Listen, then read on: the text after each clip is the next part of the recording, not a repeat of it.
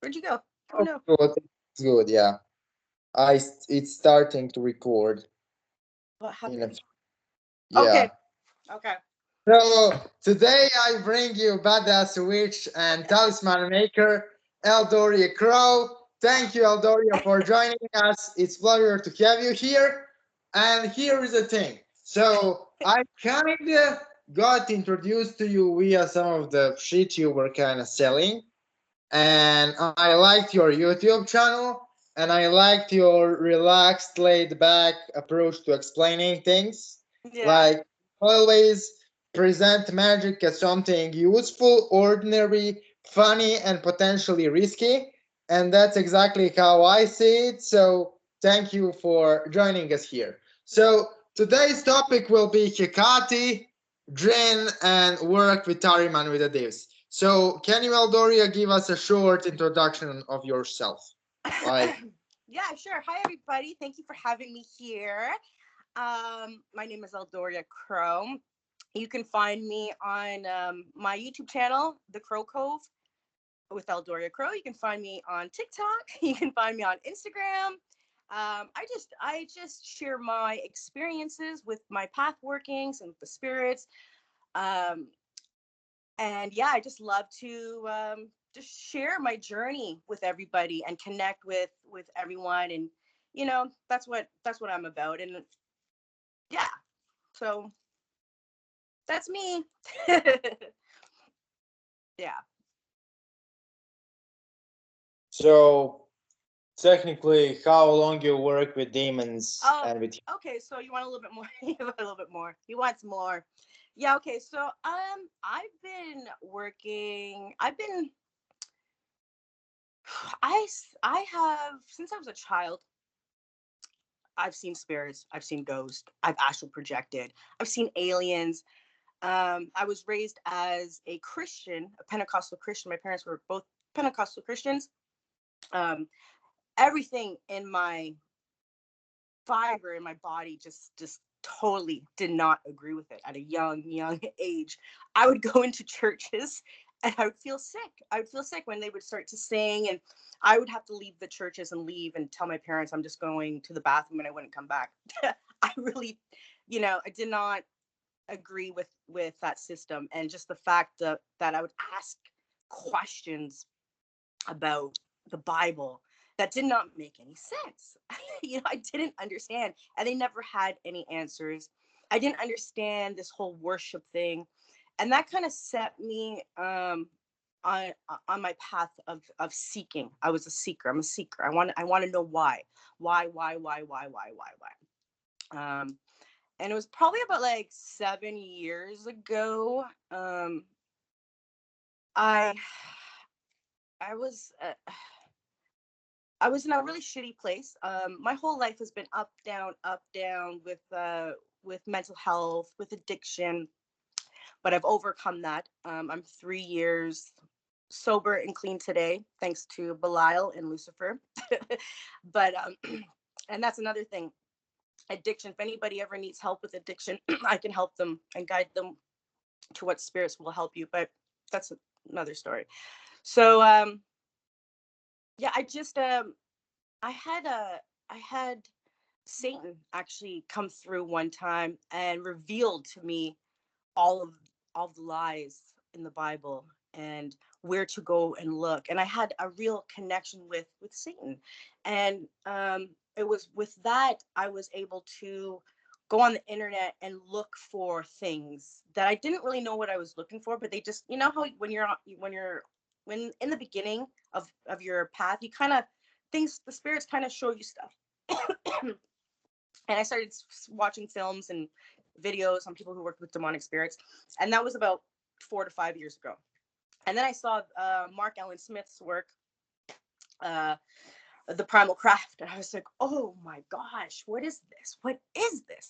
But I couldn't understand how to do this work. I didn't understand it was a path work. I just would watch his videos all the time, and that's when I tried to connect with Hecate, and she wasn't connecting with me.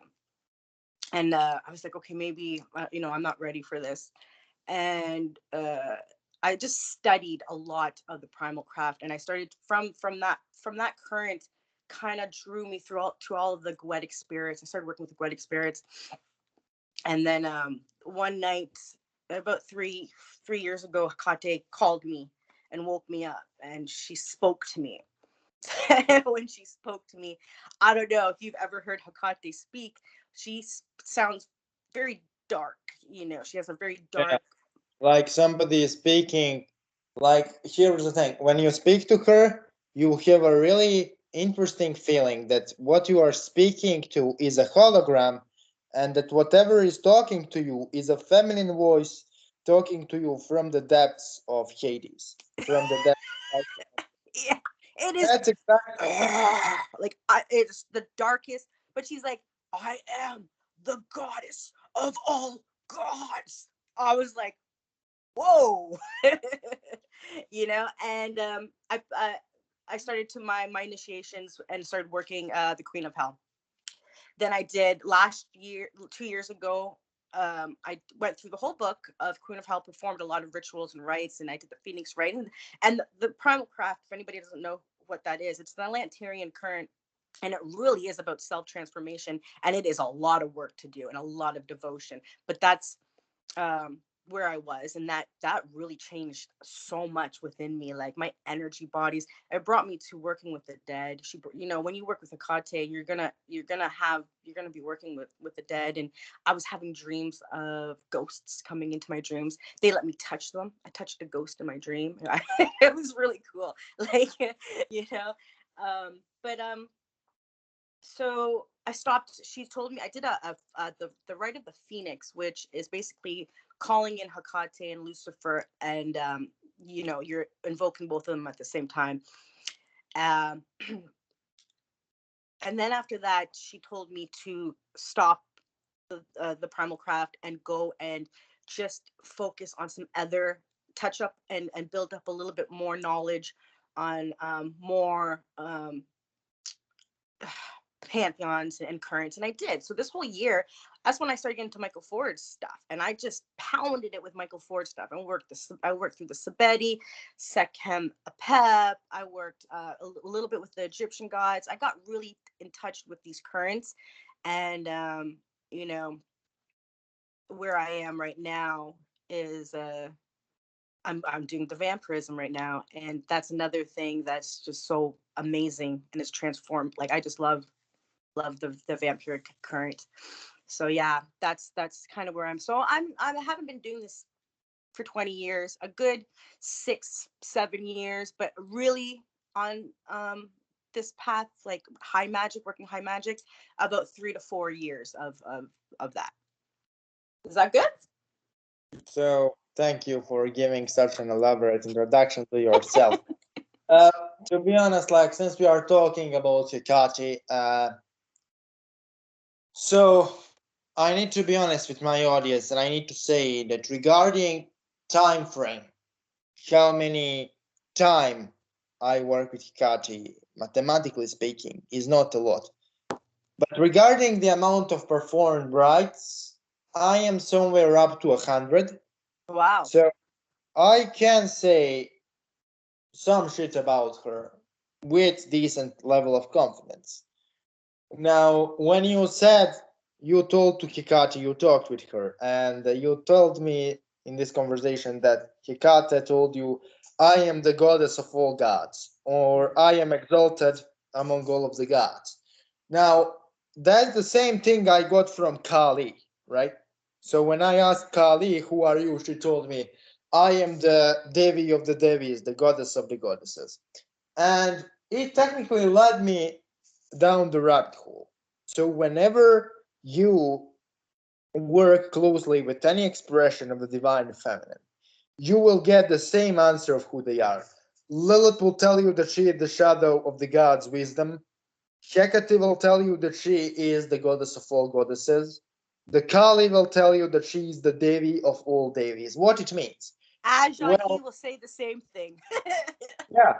So technically, what it means, so all of those goddesses, how they should be approached is they should be approached as websites on the internet. So we all know that You have different websites on the internet. Every fucking motherfucker can go to the internet and find whatever he wants to find. But all of those websites are still part of the internet. Mm-hmm. So all of those goddesses, all of those devis are part of what we know in the Kabbalah as the left side of God, or in the Hinduism as Adi Parashakti, or the great goddess. Yeah. So they are all the goddess of the goddesses because they are all the manifestation or emanation of the great mother goddess. Now, actually, regarding Hecate herself, she is a kind of, so she rules all kinds of pathways, Mm-hmm. which means that she can teach absolutely everything Mm-hmm. and absolutely anywhere. So you and I definitely have a topic here because you and I work with the same aspect of Hecate, which is the Hecate as the queen of hell. Mm-hmm. Now, what is the hell in the Greek context? Well, you have the Hades, aka the underworld, and then you have the Tartarus, the Mm-hmm. realm of the vanished, which is technically the literally origin for the Christian hell.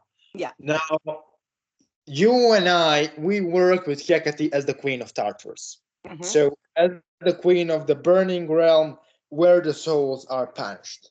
And it involves what is commonly known as the predatory necromancy.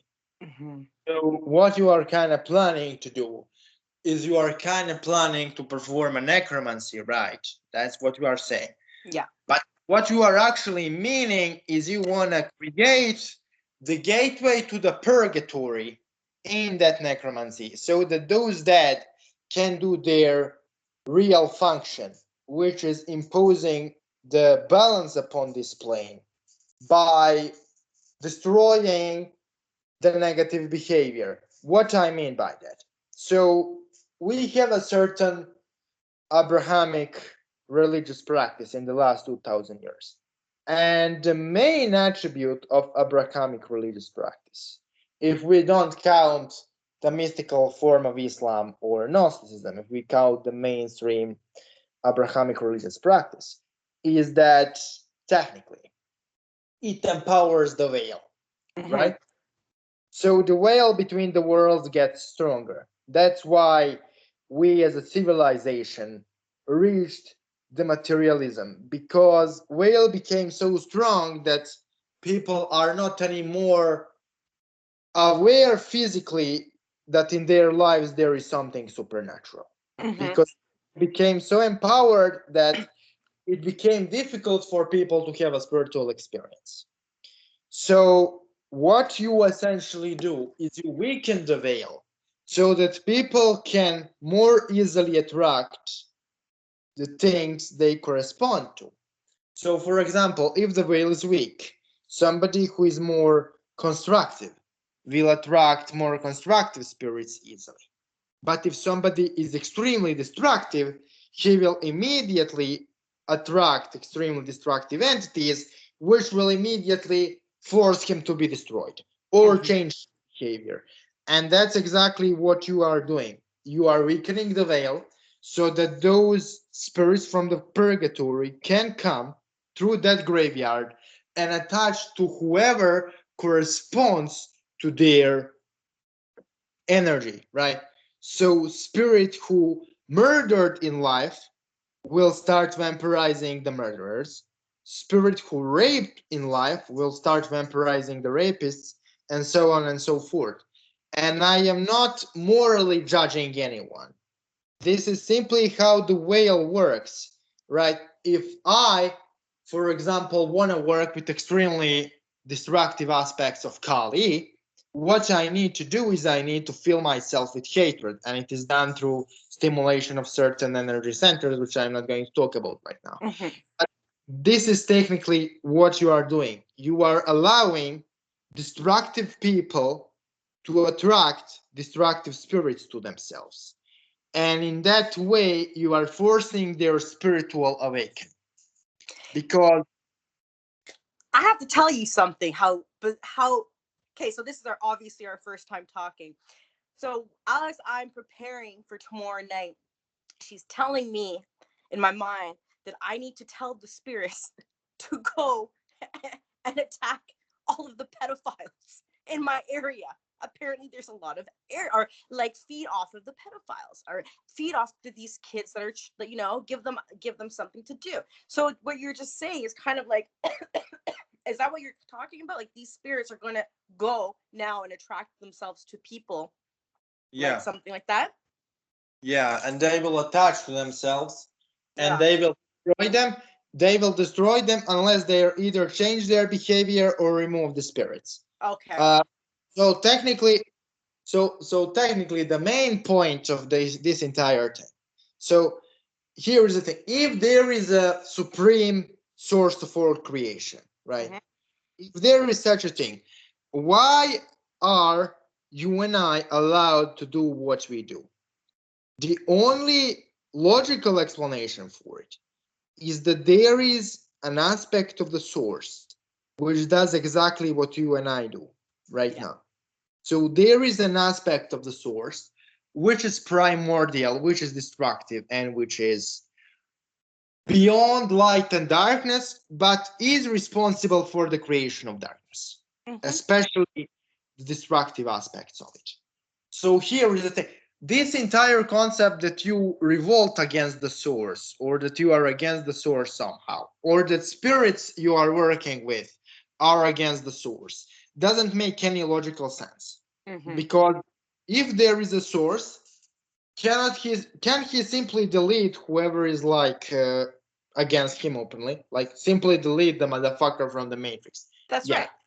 So the only explanation for the existence of those destructive entities is that they serve the left hand of the divine. They are the left hand of the divine.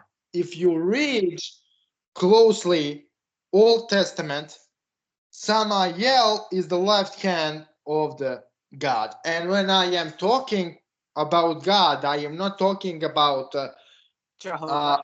what people refer as God. I am talking to the source of all The source. creation. Yeah. So Samael, as an adversary, as an emperor of all the demons, as the most powerful adversarial being in entire Abrahamic paradigm, has a mandate from the source to be the adversary. He is not opposed to the source by being the adversary. That's his job, to be the adversary and to guide human evolution through aggression. And if we look at Islamic lore, for example, who is Iblis? Because you kind of wanted me to talk about the jinn. Who is Iblis? Yeah. So Iblis, before humanity was created, you had infinite amount of spiritual beings created, right? And all of those infinite amount of beings later on became known as the jinn, or the hidden ones, because they are concealed from our human view, so they are hidden to us, but they are not obviously hidden to each other. And before man was created, one really powerful jinn, I am not going to name, actually decided, what the fuck is this light aspect of the divine? I am going to connect to the left hand of the divine. I am going to connect to the black light, and I am going to rise my sons to technically cut my sons and my descendants from the right aspect of the divine. And he started the first Genic revolt and conquered all of the Genic tribes. That guy I'm not going to name. And Iblis wasn't known as Iblis back in the day. He was known as Azazel. And Azazel was technically the chief commander of a celestial jinn, of a celestial Genic forces. So he was the most loyal servant of the right hand of God, right? And alongside angelical forces, he slaughtered the rebellious Genic tribes, and he forced them technically to conceal themselves to the point that even today you cannot reach easily those Maridic tribes. So those first tribes who kind of revolted against the right hand of the divine. But here is the thing. So technically, Iblis found out, because he rules technically all the Genic tribes after his victory. So he found out that The right hand is going to create a new species, and that new species, aka us, is going to inhabit much of his territory. And he was like, what the fuck is this? And then when the humanity was created, before the clay of Adam was animated, he actually came and possessed Adam and studied deeply his nature and his composition and everything. And then when the Adam was animated with the divine spark, and when the right hand of God commanded, let's everybody prostrate to my reflection, aka to man, Iblis refused, because he was like, you are going to put them on my territory, and I studied them well enough to know that I am superior to them, because I have angelic essence embedded in me, I have celestial genic essence embedded in me, and I also have the knowledge of the Maridic tribes, which I picked up when I slaughtered them all. And then, instead of being Al Harit, instead of being the most elevated of all of the jinn, almost the most elevated of the celestial jinn, he wasn't discarded. He was simply given a dirty job. Okay, so you think you can dick-wave here in those celestial realms, motherfucker? Then I will force you to serve the left hand of God, to do the dirty job and to be the adversary among the genic tribes. Yeah. So even Iblis himself, he is not against the source, he simply serves the left hand of the source. And by the way, the thing with the genic sorcery, especially the crooked version of it, because you are interested, the main thing you need to know is one, jinn are different from beings like Kati or Kali or Ahriman. Jinn are mortal. Jinn die. They are not immortal in nature. They are transcendental in a sense that all of them are connected to sea of primordial energy, which they call the smokeless fire. So they are all made of the primordial energy in a sense of that. They are indeed transcendental, but they are not transcendental in a sense Hecate is. So because of that, all of the gods need life force energy. And you need to give all of the gods your life force energy. But that's especially true for the jinn under Iblis's command. Because due to the nature of Iblis's fall, he and his soldiers became extremely unstable creatures. So, due to them being extremely unstable, they need a lot of life force energy to sustain themselves. Mm-hmm. So, the thing with them is they will give you a lot more knowledge than all other spirits, right? Because they need that life force energy much more. But they will charge you for everything, and if you don't pay them properly in life force, they will simply give you nonsense, give you watered down shit, or blatantly lie. Yeah. So that's the reason why a lot of people who like try to work with jinn or iblis or whatever got screwed over. It's not just Islamic propaganda. It's simply that they want to live just as we do. They want to extend their lives. They want to empower themselves. And here's the thing: if you summon any of the shayateen from beyond the veil to you, uh, even if you bind them, you are not in a position of power because you ask them to teach you how they do shit, right? Mm-hmm. So if you ask someone to teach you how they do shit, it doesn't matter how much you are able to torture them or bind them or whatever. They still can give you wrong information and fuck you up because they know more about your spiritual anatomy than you do about theirs. They have more transcendental observation of the world. Many of the eugenic kings and emperors were alive long before humanity was even planned, and they actually participated in a first genic war. You Right? know, I when I first started looking at the Solomon's Key and all that stuff, and how how they would use the angels to bind the demons. I was like, no. Like I knew instinctually not to bind them, not to do. I've never binded a spirit. I've never really done that. Like if they come and they work with me and we're working together and I can feel that energy, I don't cast a circle for protection. I've never casted a circle ever. Maybe like I don't know. Never done that. But here is the thing, like regarding this entire. So let's take a Lilith for example, because you work with her a lot. So Lilith, first examine what she represents. So she is the shadow of divine wisdom, dark counterpart to the wisdom of God Himself. Now, she corresponds to the black light. Now, what is the black light? What is the black sun? It is a dark star which absorbs the energy of infinite worlds in order to enlighten the underworld, right? Yeah. So, black sun in its origin is not creating its own energy. It's absorbing the energy from the other worlds. Yeah. Right? Okay, yeah. So every spirit ever which is aligned with the black sun in any way has to be predatory in one form or another because they have to keep black sun going, right? Yeah. So a lot of people do not understand that at some point you need to traumatize yourself and embrace the predatory aspect of the spirit you are working with in order to get anywhere. So let's take Lilith as a main example in this case. Is Lilith a mother of demons? Yes, she is. Can Lilith be a motherly figure to a black magician?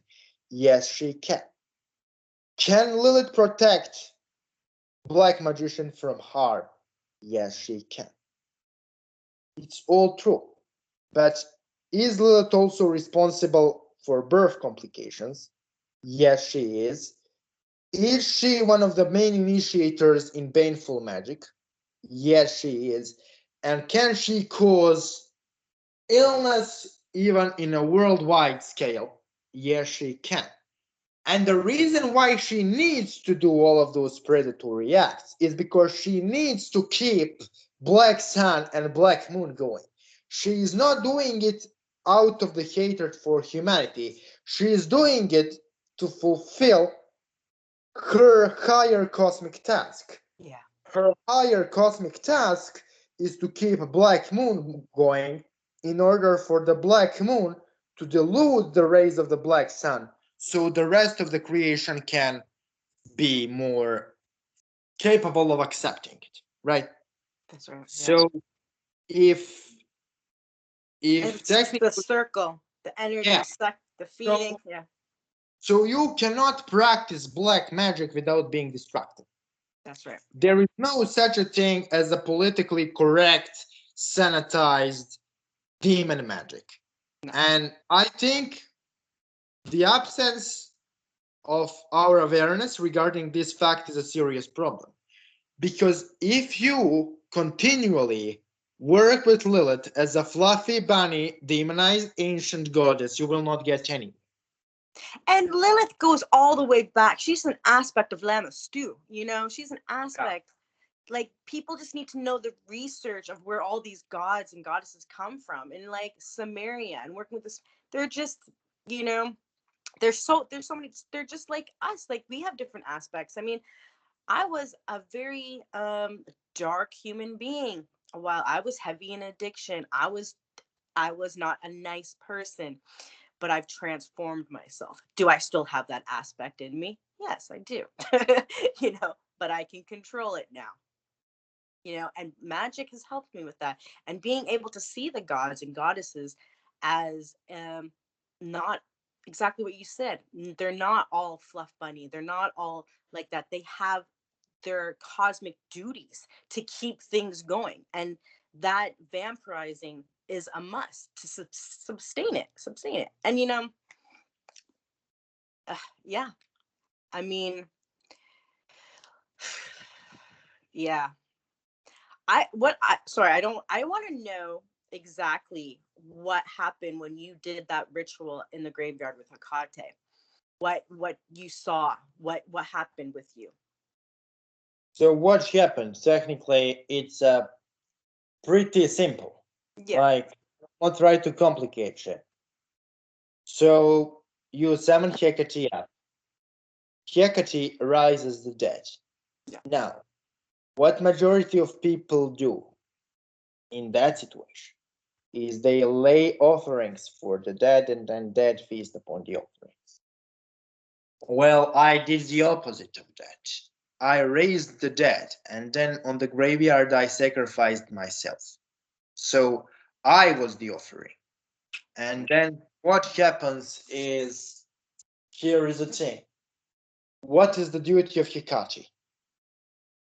To preserve the ways of the world, which connect physical and the spiritual, all of those infinite pathways, and to preserve the integrity of the underworld and the purgatory. When you offer yourself to the dead,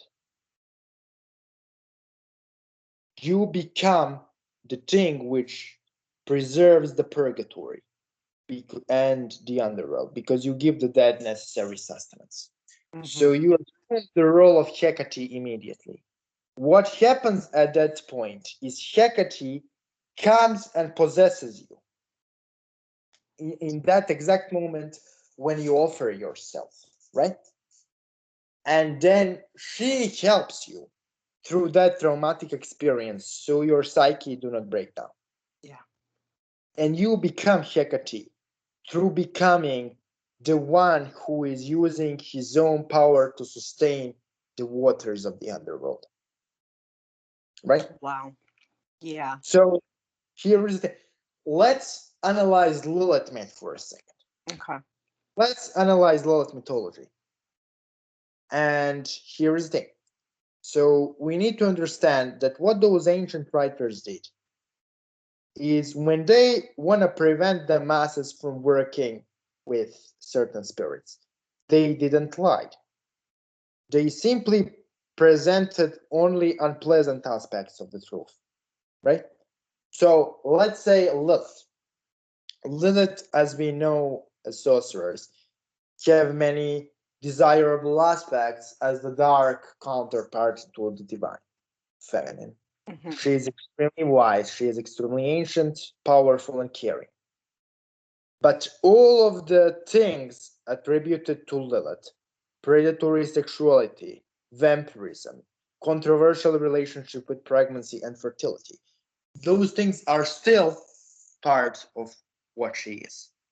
So if you want to work with Lilith on a really deep level, simply look at Talmudic stories and then apply predatory aspect of it to a degree you feel comfortable with. For example, Lilith is known to soul travel and attack men in their sleep, vampirize them. So here is the thing. You don't have to attack any single male you see on the street. Instead of attacking any single male you see on the street, you attack any single male who fucked you up in the past, right? So you consolidate your astral double, you push yourself up, and then you personally attack them. And here is the thing. Majority of even magicians are not trained to sustain such an attack because nobody knows how to actually attack it proper. So here is the thing. If anyone you are attacking in this manner has a barrier, right? If that fucker has a barrier in his place, because a lot of magicians quote unquote raise barriers, right?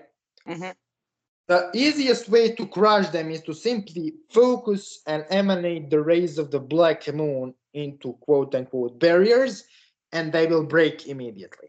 Because what of people don't do, a lot of the people, is they simply kind of raise energetic walls and that's it. No, if you want your energetic wall to stand, you need to carve into it some form of astral runes or glyphs or protections, right? So that when somebody attacks that barrier, you simply have a mechanism which will absorb the energy of the attack, right? Mm-hmm. So because of majority of people don't do it, you simply even don't have to worry about the barriers. And here is the thing, even regarding the protection of the gods, no fucking god protects human 24/7. They are not here to babysit us. No. So the best way to attack people is not to actually curse them, because what's technically a curse? You are taking your baneful energy and you are directing that baneful energy, and you are putting that energy onto somebody else's aura in order for that person to attract fucked up shit. Yeah. That's what majority of curses do. What a lot of people do is they don't do direct curses, they do indirect by summoning spirits to do curses on their behalf. Mm-hmm. Well, let's think realistically here. If Iblis or Lilith or I don't know who people summon those days for curses, people summon absolutely everybody from Jesus Christ to Krishna. Everybody is into curses these days. Like, so spirits do not curse your enemies personally. They simply assign that task to their subordinates. Mm-hmm. And then one of the lower spirits under their command does the work. Yeah. And that's it. So I had the only someone send a spirit to me a couple weeks ago. And the spirit came, said, "I'm here to kill ya." yeah I'm like, okay, go ahead. And he didn't want to do it. Like, the yeah spirit didn't want to do it, you know? yeah. But here's the thing. It's probably some of the fuckers was like busy as fuck, and somebody issued him a task, and then I'm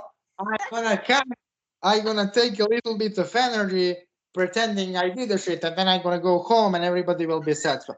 But here's the thing, spirits actually most of the time don't care about shit you ask them for, because they don't get anything from it most of They the get time. nothing from it. That's right. And they are not emotionally attached to you or your request. Or if you don't have enough power to force them to do it, they will not do it as you ask.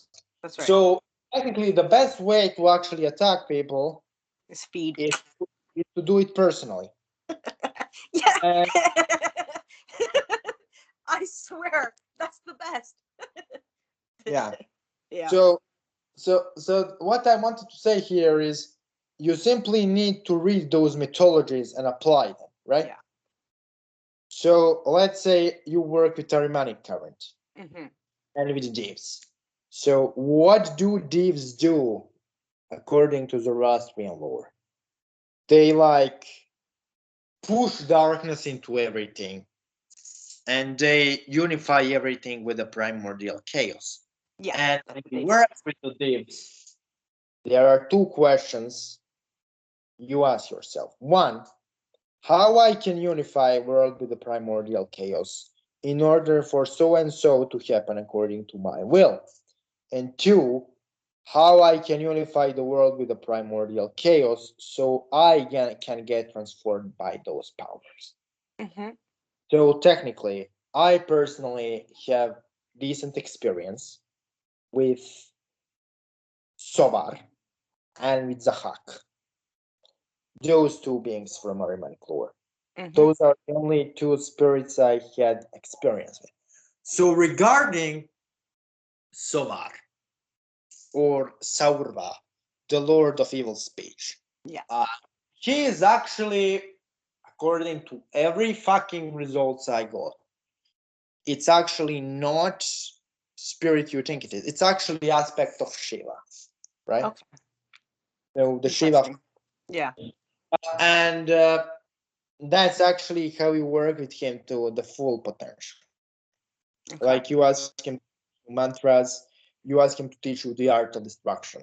You ask him to teach you all kinds of things which are the darker versions of the things Shiva teaches.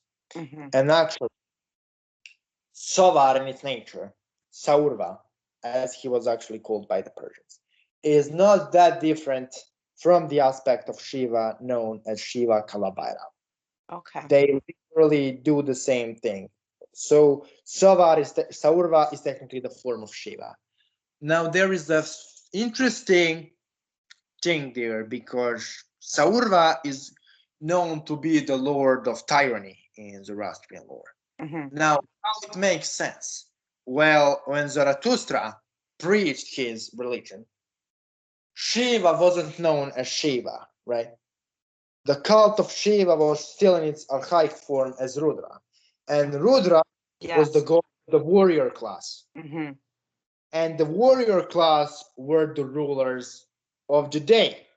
So they oppressed people and they oppressed Zarathustra specifically. He was like in prison for 3/4 of his life.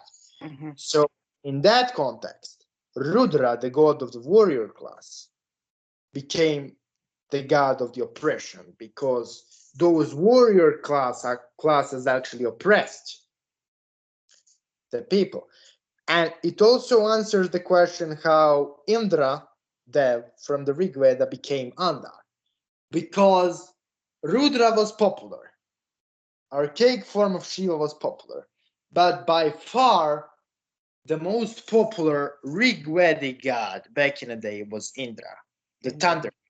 Yeah. So they were the biggest enemies of Zoroastrianism when it came about. They were the biggest antinomians, the biggest people who revolted against Zoroastrian establishment because they didn't want to give privileges to the central government. Because when Zoroastrianism was established, you had all of a sudden large monarchies appear in the region. Before Zoroastrianism came about, it was more like a situation in Afghanistan right now. Bunch of minor warlords slaughtering the fuck out of each other. So in that and technically Ahriman is spirit of destruction and instability because back in the day when Zarathustra preached shit, world was extremely unstable. So when you are calling those arimanic forces in your life, you are technically invoking primordial instability. And in that sense, when we return to Ahrimanic current technically, what is the Zohar myth, right? So according to the Zohar myth, he was like a king and he grew the serpents out of his shoulders and he became incarnation of Ahriman. Yeah. Now there is a first man turned Eve. Yeah, but there is a lot of things to unveil here. So technically it is said that Zahak used his royal authority to eat the brains of men in order to extend his life. Well, here is the thing. It's actually not as symbolic as you think it is. Because like Curtis purposefully wrote that, because he had to. He wrote that it was like a symbolism for Kundalini energy. But that's not true. Kundalini energy was already present in the lore as the Kunda force, right? So Kundalini is already represented. Zahak, what actually hid it? So in all old Indo-European religions, there is a belief that head carries special power. Why? Because the most energetically potent energy centers, Ajna chakra and the crown, are on the head. So they would ritually behead their enemies in order to vampirize that enormous amount of energy from the head and deify themselves. There is a literally like in every old heroic poem in every Indo-European culture, there is a quote how many heads certain hero took from the battlefield to the commander in order to be rewarded. Why? Every time hero beheaded an enemy, she would receive the deification from the life force of the killed opponent. So what the Hag did was he obviously beheaded people in combat But outside of the compound, what he would do is he would rise his snakes and then put those snakes at the crown chakra and at the third eye of his foes. Yeah. And people he drains so that he can absorb all of that energy from the head into his own kunda force. Mm-hmm. Now, there is a way you can personally do this without becoming and being a psychopath, which is doing it to the people who are like dying right now. Okay. So instead of killing someone, you simply rise your serpents and then you focus on a place where people are already dying, and then you inject the serpents in those two places, and then you drain the energy from the head. And then you do exactly what the Zahag did, because that's what draining of the brains means, right? Yeah. It's all about the brain because those two centers are around the brain. Makes sense. Absolutely. Yeah. Yeah. But and what you can also do is you can do that same thing to the corpses, of course. Mm-hmm. If you are not willing to do it to the living, you go to the graveyard and then you attach your snakes to the grave and to the corpse, and then you drain it from there. However, you need kind of some form of alchemical environment to do it with the snakes, because you are literally absorbing the death essence. Mm-hmm. And to be honest, this is something Zahak instructed me to do, and this is something I did once. Okay. So I am not an expert in this specific technique. However, this is something he told me to do, and I think as an arimanic practitioner, you need to know this. Also, there is a section in the book he calls the seals of Arezura, or the Mm-hmm. seal of hell. Mm-hmm. What he was forced to cut from the book was the fact that those seals correspond to the energy centers in a human body. Those energy centers in a human body are located in the legs. So in the same way you have 7 upper chakras, Mm-hmm. you have 7 lower chakras, Mm-hmm. 7 in each leg. And Mm-hmm. each of the seals technically correspond to some of those centers, right? And you can technically connect to the realms of hell only through stimulation of those centers. Now, I discovered where they are and how to stimulate them with Kali, because technically Ahrimanic current is darker version of Tantra, by the way. But there is one more thing you kind of need to know. So there is one more thing Curtis excluded from the book, and that's Keys of Ahriman rites. So Chief of Ardaman rights? Keys of Ahriman ritual. Oh, So okay. that's the ritual which kind of forces serpents to rise gradually. And there is like a ritual for doing so, but there is also one way of not doing a ritual and still having the case, which is to call Zahak and Ahriman, and then you sign a pact with Zahak that you wanna receive the kiss of Ahriman, and in return you need to do certain thing for Zahak. He will ask a specific thing from you, and then after A you lot of sign, counter creation. yeah, and then when you sign deal, Ahriman will come into you and he will literally ignite the snakes. Because you and I don't know what the ritual is. We never got the opportunity to study it because it was cut from the book, as well as this entire subroot chakras concept, as well as many other concepts. And the reason why Black Magic of Ahriman is it's the most complete modern grimoire ever written. So out of all modern grimoires I ever read, the Black Magic of Ahriman was the most complete. But there are still obvious holes in the grimoire because publisher excluded a lot of the content from it. And I am not talking about the content Ahriman forbids to be shared. I am talking about the things which are fundamental for the current, but are not in there. You cannot connect to the realms of hell if you don't know where the sub-root chakras are. That It's makes not. sense. It's Mhm. here. So you can connect to those realms if you look at the sigils. That's true. I did it, and you Oh, can yeah. even you can even read the book and accidentally connect to those realms. That book is actually dangerous to read. The only book I ever read which is dangerous to read actually is Black Magic of Ahriman. But here is the Here, if anybody doesn't, I have it. Hold on. Just so you guys know, this is the book, and you can get it on Amazon, and it is absolutely very heavy work.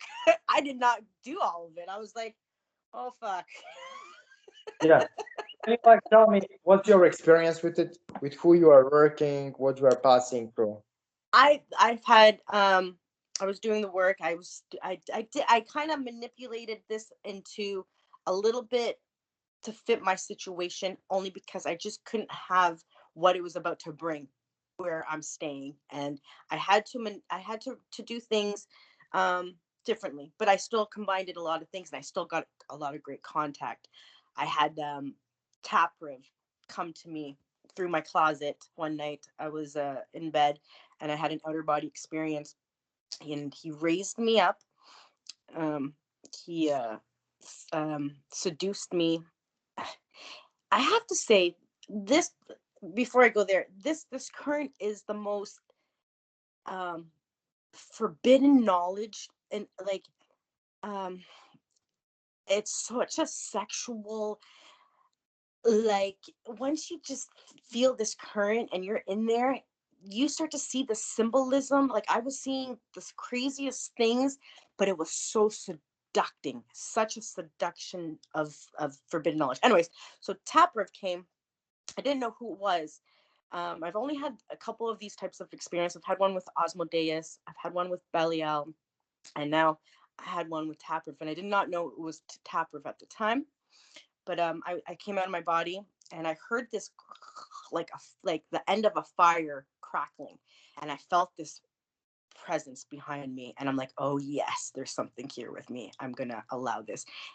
He wrapped this I wasn't able to look back, so I just like was hovering. He wrapped a tendril around my waist, and it burnt, it sizzled my energetic body.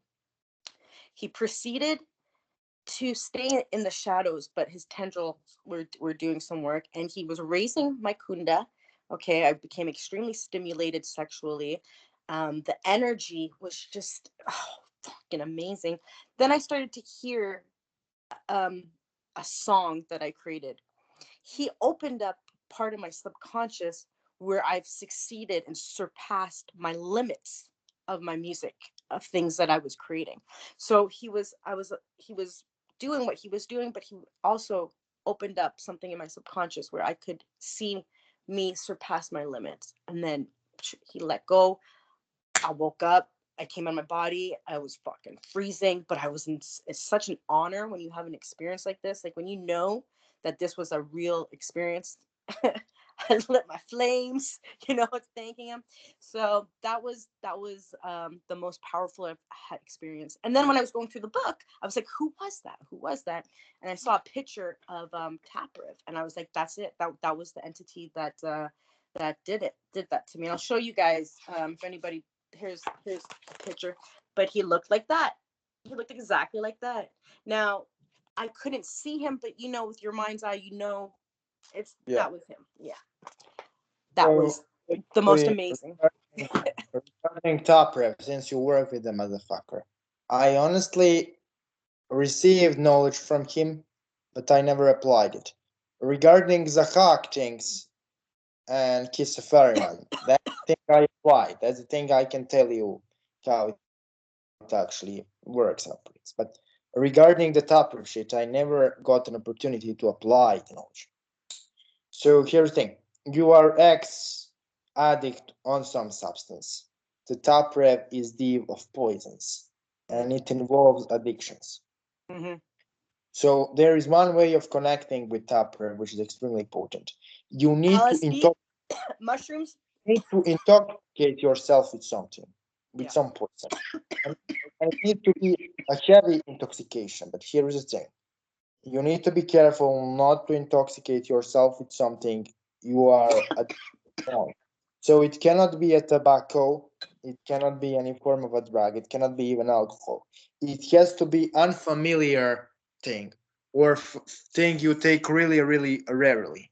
Because intoxication has to be something which will not kill you but bring you close to death enough so that in that moment, Tupper can possess you and poison the core of the soul itself, an entire astral body. So contaminate everything so you can become a walking poison plant. Okay. Right? That's one thing. And another thing he kind of told me to do is you go into the natural world and then you call him up and you infuse all of the plants with his poison. Mm. You are contaminating the light spirals of the natural world. And the third thing is a little bit controversial, is technically cooling Tapril up in a city. So you call him in an area where there is a lot of drug dealing, a lot of shit like that. And then you call Tamprev to infuse himself partially in all of the drugs in that area. So whoever takes it takes a little bit of Taprev's essence. And those three rides on its own, if you do them regularly, will jumpstart like your work with him so heavily that I don't even know. But That's very interesting. I think I might try to do that. That sounds dope. I seriously, yeah. yeah, but like I like worked only with the hack and with Mm-hmm. Sovar. So with other devs, for me it was more like summon them to see what they are about. Mm-hmm. And that's it. I never honestly I went and I worked with Ahriman too, to be honest, because Mm-hmm. Ahriman is must. He is. But here's it. I went into the path of smoke a bunch of times, and I always thought that I wasn't ready. And only after I discovered this Subaru chakras thing, Yeah. uh, I realized that I was actually ready for a Arimanic path. Okay. Uh, so I will It's start funny. working. It's funny when you think like you don't think you're ready for something. Like I didn't think I was ready for this work either, but then I started to do it, and then it's just like you said. It's like I didn't. Before I was like, oh my gosh, Ariman, like to work with that entity. I don't know if I'll be ever ready. And all of the entities that anybody's ever tried to put fear, like when don't work with Belial, don't work if you're not. This is so dumb because these are the entities for me anyways that have the most powerful effects in my life. They've like really connected with me. So I don't know why people say that. They're like, I understand like if you're in the beginning you shouldn't work with certain things, but still sometimes it's better just to work with the most powerful ones. I mean, I watched one of your videos talking about Samael being one of the heaviest entities that you've ever summoned. Let me tell you, you're quite right there because he came to me one time and he was the only entity that really I was like, oh shit, that dude is powerful. Samael is extremely dark. So He's my powerful. The three most powerful spirits are two I am not allowed to name and Ahriman. mm-hmm. But just after those three comes Samael. Because Yeah. like a lot of people are trying to channel new demonic hierarchy. This is the true king of demons. That is the true king of demons. Dude, why you even bother when Samael is actually the king of everything, according Mm-hmm. to every monotheistic scripture? Like even in some If my Islamic. phone dies, guys, I'm sorry. We'll do another video. We can do another one, but I think I only have 5% and I can't charge it because where I charge my phone there's no internet connection. So the phone just might get cut off, but it's okay. Hey, just keep But rolling. like in that 4 minutes, can you like just share with the audience something beginners can do to start working with Ahriman, like some techniques or something? Just start thinking about them, just start reading about them, just start to be curious. And it is important to do research, it really is, just so you have an idea of what you're doing, and it's not going to be an imposter spirit. But it's the curiosity, that will bring you to the right place. And when you're ready to work with him, you'll not that you'll know, it will just happen. It just starts to happen, it just fucking happens. But yeah, if you're interested in working with Ahriman, I mean, I am absolutely in love with him. I mean, I have seen a glimpse. He has allowed me to see a glimpse of him, and I didn't know at the time what he was, but I knew usually the most powerful entities, I only can see, they only show me like a glimpse of them, And he had white horns. He had white horns, and he had a long thing, and his face was fucking scary, man. It was fucking scary. But for beginners, just fear is what holds us back from ascension. And I I always ask the spirits consistently to remove any fear from me. Even if you have to face fear, face it, because in the end it's only going to make you more powerful. I mean, fear is the only thing that holds us back from evolving, truly. Fear of yourself, fear of the unknown. But if you can push yourself to if you're not afraid of who you are, see, these gods and spirits will show you who you are. And if you're a piece of motherfucking shit, you're a piece of mother shit. You're gonna have to deal with that, or you change. But when you work with these entities, they will reveal what you are, and you have to be um, ready for that. I mean, but you're only gonna grow. You're only gonna grow. So just be open, and don't push, and allow things to flow. That's how I do it. I just push. So, so because your phone is like going to run out, I will simply say to the audience that this will definitely have part two, Yeah. Okay. because didn't I Yeah, didn't it's ask fine. the questions I intended. And like, if you want to work with Ahriman as a beginner, as a preparation, do any form of Black Sun meditation, anything related to Black Sun ever, and do it heavily before trying to call him, because he is extremely difficult to Yeah, work and with. doing the arimanic yoga is when I first started to do it, because I wasn't really into doing yoga. I really just call in the energy. But then I was like, you know what? I'm gonna try to do this properly. And the first couple times I did it, I mean, my skin, like, I would fall asleep right after, and I would have burning sensations. Like, it really does do something to you. It really, really fucking does. You do connect to the devas that way.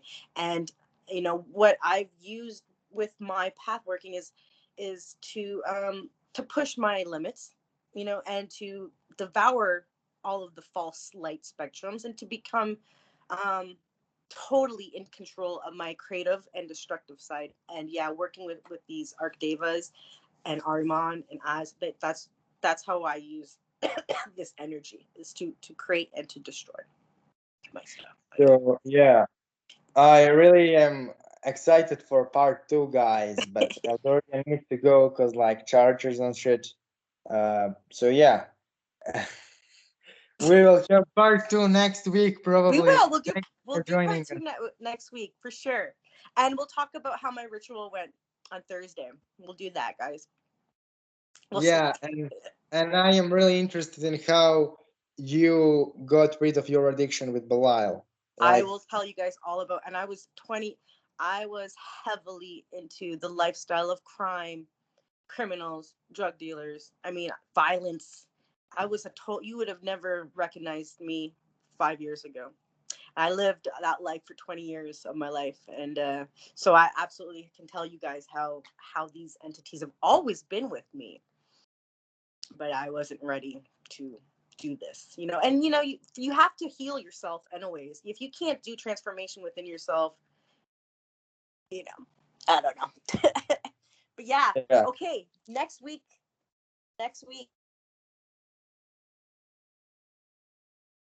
See you next week, guys.